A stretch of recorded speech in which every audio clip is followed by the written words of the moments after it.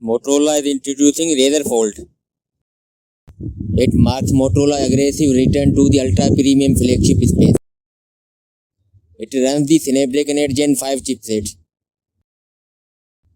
with the 3.8 GHz octa-core CPU and GPU of Adreno 840.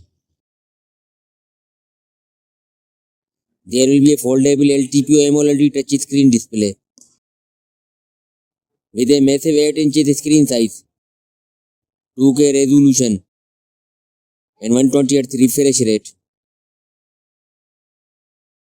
There will be 12 and 16 GB of RAM and 256, 512 GB and 1 TB of storage. There will be a triple camera setup back on the phone. All three sensors will be equal 50 megapixel. There will be a side mounted fingerprint reader. Phone will run on Android 16 operating system. That's all for now. Friends, subscribe my channel for more latest videos. Thanks.